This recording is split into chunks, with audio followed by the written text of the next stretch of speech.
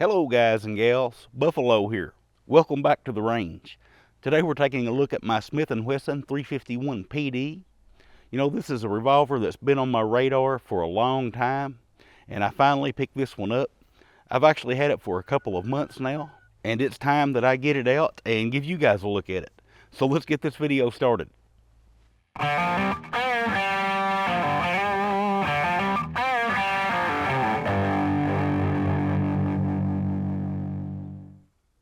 Here we go.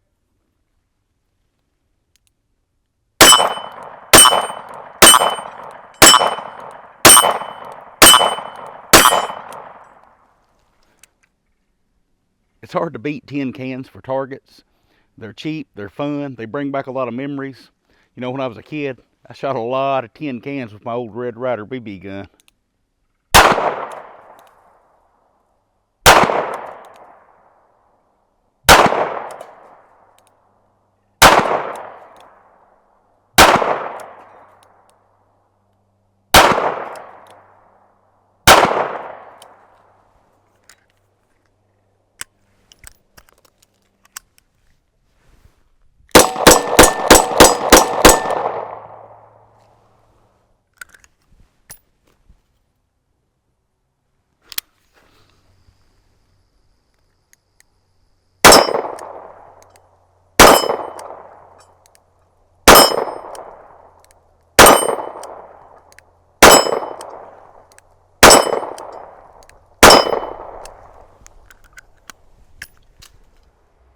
Alright, so this is the Smith and Wesson 351 PD.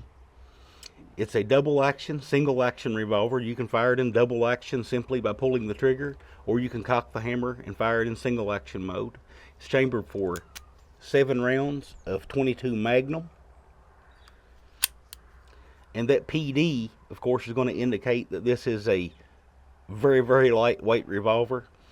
And they achieve that on this one by using an aluminum alloy frame, aluminum alloy cylinder, aluminum alloy barrel shroud. So a lot of aluminum in this gun, but it does make for a very, very lightweight revolver. You can see it says AirLite on the side here, and they really mean it. This thing is advertised at 11.4 ounces, and on my scale, I get exactly 11.4 ounces with this thing unloaded. In fact, loaded up with 7 rounds of Federal Punch 45 grain ammunition, it only brings it up to 12.5 ounces. And even with my holster included, that brings it up to 16.9 ounces. So that's a 16.9 ounce carry rig. Pretty impressive. Of course, this gun's not all aluminum. They do use various types and hardnesses of steel where needed. The hammer steel, the trigger steel, the ejector rod is steel. Most of your fire control components is going to be steel. It has a 1 7/8 inch stainless steel barrel insert. It has a very deeply recessed crown there. And you can see the barrel protruding into the cylinder window. And somebody noticed in one of my other videos I think it was on the 351C, which is similar to this revolver, they said it didn't look right because the cylinder looked too small for the cylinder window. And that's because this is a J-frame revolver.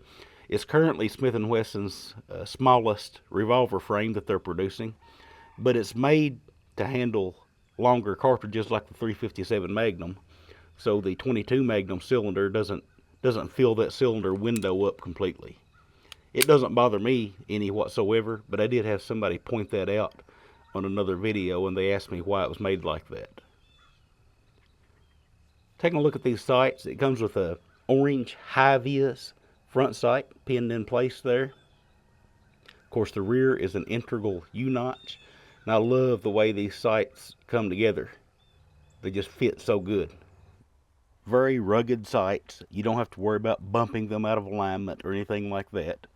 And while you can't make adjustments to these sights, they do come from the factory pretty well calibrated. I've got the gun loaded up with 7 rounds of Federal Punch ammunition, and I am 7 yards from that target. I'm going to use a dead center hole and see exactly where my point of impact is versus my point of aim. And this is a recycled target. There's already a hole in it below the green sticker, but the green sticker is new. Take my time here.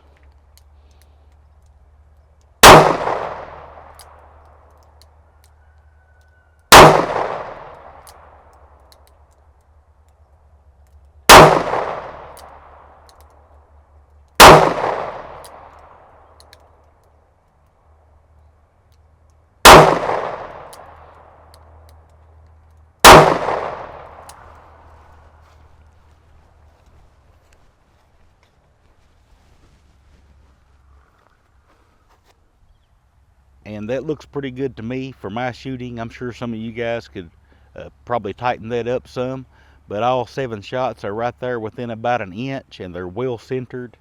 Looking at the bullet holes there, I don't see any kind of yawing or keyholing going on. So yeah, looks good. Now this is certainly not meant to be an ammunition testing video, but since I am showing you guys a 22 Magnum with such a short barrel, that I thought I should shoot some of this stuff over the chronograph. And I've chose 3 ammunitions that are actually designed and optimized to be shot out of a short barrel. I've got the Federal Punch. It's a 45 grain jacketed hollow point. I've got the Spear Gold Dot, which is a 40 grain jacketed hollow point.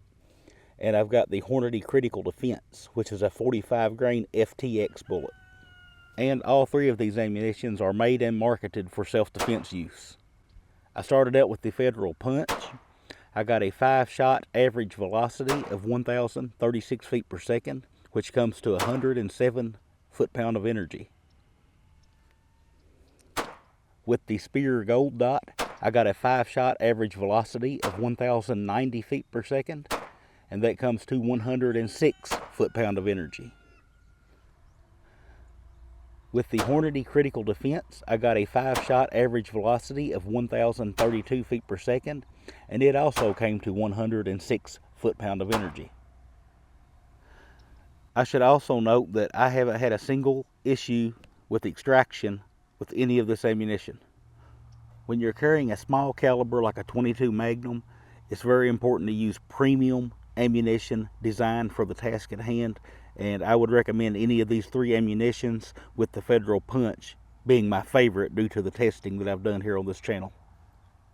Alright, so back to the gun here. It does come with this nice set of red tinted laminate wood grips. Now if you don't like these grips, it is a J-frame, and aftermarket options for J-frame grips are seemingly endless, so you could change this to anything you wanted to, but I like it. It's smooth, there's no checkering on it, so it could get a little slippery when wet. It does have the finger groove here, and it is a 2-finger grip.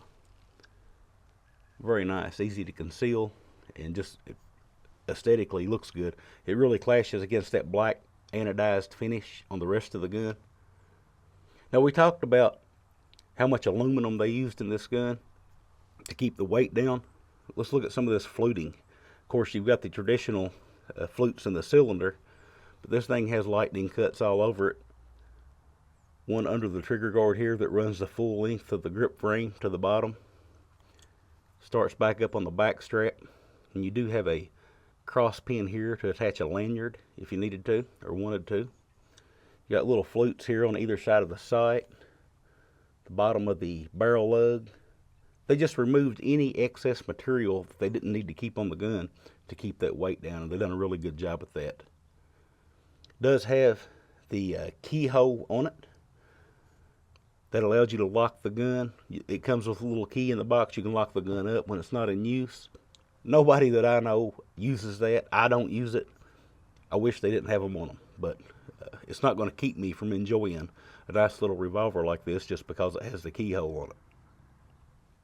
So as far as the trigger goes on this little revolver, I'll put it on the scale here for you. Here I'm utilizing some 17 HMR snap caps. Of course, 17 HMR has the same case diameter as the 22 Magnum.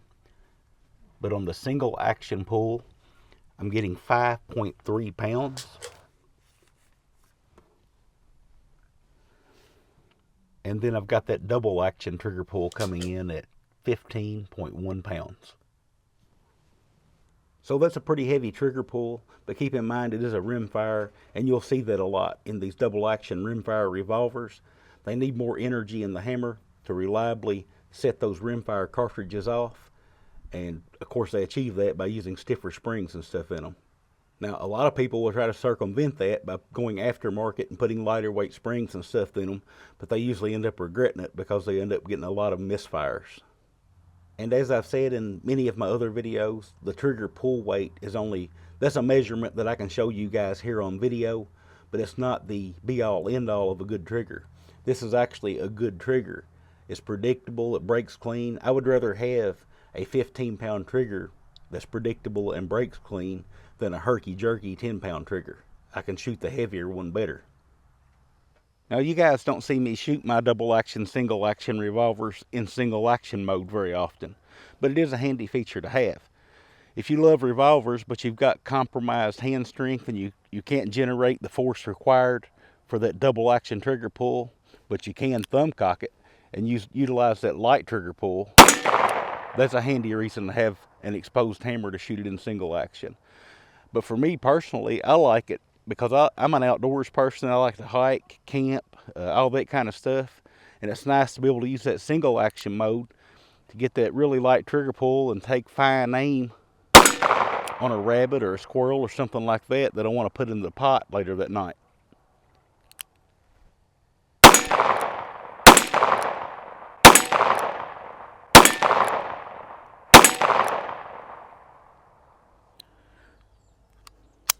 All right, so if you're looking for a 22 Magnum chamber, double action, single action, snub-nosed revolver that weighs hardly anything, this is it, man. This is the cream of the crop. Very nice.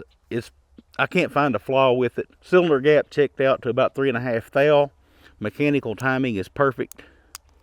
It's just a perfect example of what a Smith and Wesson 351 PD should be. Now, there is one downside to these, and that's price. I paid about $750 for this one at my local shop. MSRP on these things is like $839, and I've seen them going for over $800. So they are a bit pricey. Not everybody that wants one can get one, but dandy little revolver, what we call a gem dandy around here. But I guess that's all I've got for today's video. You guys always remember, if somebody asks you to give up a little of your freedom for the greater good, that freedom is the greater good. And I'll talk with y'all again soon.